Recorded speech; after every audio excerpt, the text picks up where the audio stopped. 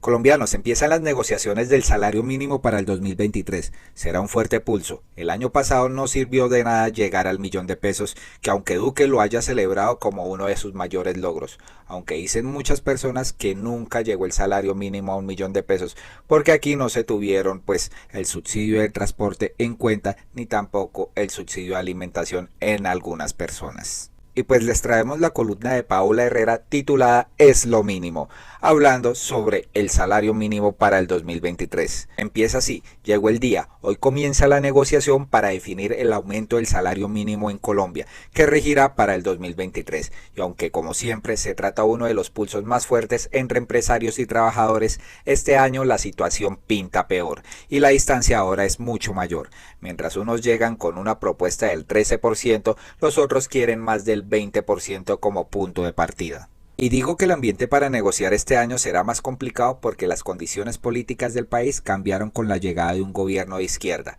que se supone está más alineado a los intereses de los empleados, pero que también está en el panorama económico, pues en el 2022 dejó una inflación con máximos históricos y otros indicadores que generan preocupación. Pero antes de hablar de estos datos, vamos un poco al pasado y veamos que la demagogia en estos temas no sirve para nada. El año pasado, faltando pocos días para que se acabara diciembre, el expresidente Iván Duque salió con bombos y platillos a celebrar lo que llamó un hito histórico, al lograr un acuerdo impulsado por el gobierno para que el salario mínimo en el 2022 llegara por fin al anhelado millón de pesos. Este incremento del salario básico a los colombianos fue del 10.7%, lo que significó un aumento real a un poco más del 4%, ya que recordemos la inflación con la que el país terminó el año pasado fue del 5,6%. La cifra para el expresidente Duque fue victoria colectiva, significó la dignificación de los trabajadores, que con ese millón de pesos ahora sí saldrían de la crisis provocada por la pandemia, y hasta hicieron cuñas, comerciales y canciones con las que todos en ese gobierno sacaron pecho por un supuesto triunfo al tener el aumento real más alto de Colombia en los últimos 50 años. Pero la dicha duró poco, no pasaron más de 3 meses cuando los precios de los productos de la canasta familiar se comieron el incremento del mínimo en el país. La inflación empezó a subir de una forma descontrolada y en poco tiempo ya el tan publicado millón de pesos no alcanzaba para nada. Ahora bien, ese escenario de unos precios disparados y unas tasas de interés muy altas todavía lo estamos viviendo y en mayor grado.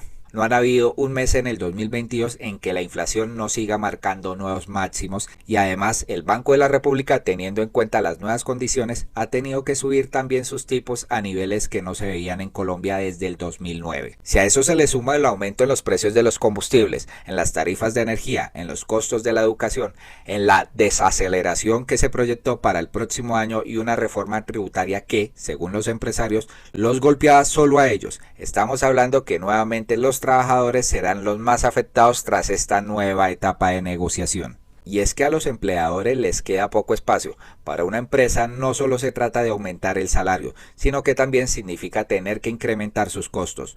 No olvidemos lo que cuesta cada trabajador formal en Colombia, al que toca también ajustarle cada año el pago de la seguridad social, el transporte, entre otras cosas. Y por eso existe el riesgo de despedir gente o eliminar puestos de trabajo cuando el aumento de sueldos que toque hacer sea mucho más alto de lo esperado. Entonces, ¿qué es mejor? ¿Aumentar en justas proporciones el salario para que las empresas no tengan que prescindir de servicios y por ende de empleados?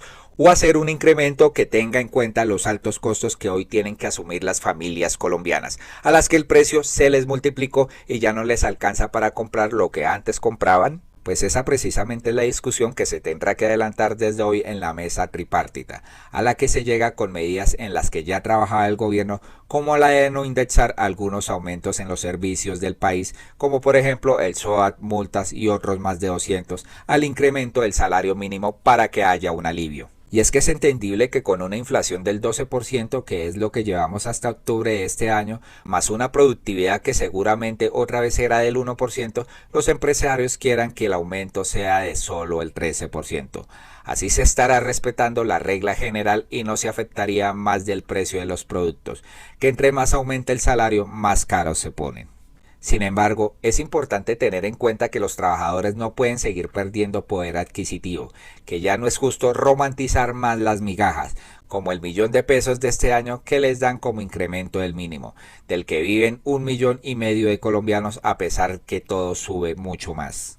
Aunque siempre la balanza se ha inclinado a favor de los empresarios, ojalá esta vez sirva el nuevo gobierno, que tiene miembros que vienen de sindicatos para mirar hacia el lado del que día a día trabaja para subsistir. Un salario justo que alcance y que sobre. Es lo mínimo que se merecen. Nadie debe vivir alcanzado, señores. Pues esta es la columna de Paola Herrera, donde hace una solicitud al nuevo gobierno de que este incremento al nuevo salario mínimo para el año 2023 sea justo es para los trabajadores, que pues nosotros no tengamos que vivir alcanzados el día a día con este salario mínimo y que por el contrario sobre para poder ahorrar. Realmente hoy en día las personas no pueden ahorrar y tienen que hacer maromas para subsistir, para pagar arriendo, para pagar alimentación, para pagar estudios. Realmente es imposible vivir pues con este salario mínimo que actualmente no alcanza para nada. Vamos a ver qué opinan los usuarios frente a esta columna de Paola Herrera. Si no se sube mucho es malo, si se sube mucho también. Se tiene que desligar la subida del salario mínimo del incremento entre otras cosas como la energía, el transporte y la educación, porque de lo contrario no sirve de nada. Otro usuario opina, más que subirlo es ver las cosas que se pueden congelar frente a la inflación, de tal manera que el aumento no se coma los nuevos costos, y buscar la manera de que este aumento se vea reflejado en dinamizar la economía más que en solo tapar huecos. Por último tenemos este mensaje, no se puede caer en la trampa de estar subiendo los salarios según la inflación, es un juego peligroso, hay que buscar las herramientas para estabilizar y fortalecer el poder adquisitivo. Pues colombianos, ¿ustedes qué piensan de esta puja que empieza por el salario mínimo? ¿Será el 13% o será el 20%? Recuerde que detrás de esto están los empresarios que tendrían que ajustarse a las nuevas condiciones pues del gobierno y también a las nuevas condiciones de este incremento de este salario mínimo, en el cual se podrían ver afectados en pérdidas de empleo. ¿Qué opinan colombianos? ¿Cuál creen que sea el porcentaje que debe aumentar el gobierno pues para controlar la inflación y que no se dispare más? Si les gustó la columna de Paola Herrera, por favor compártala, suscríbase a nuestro canal y opinen sobre esta puja que empieza por el salario mínimo. Muchas gracias por escucharnos y nos vemos en un próximo video.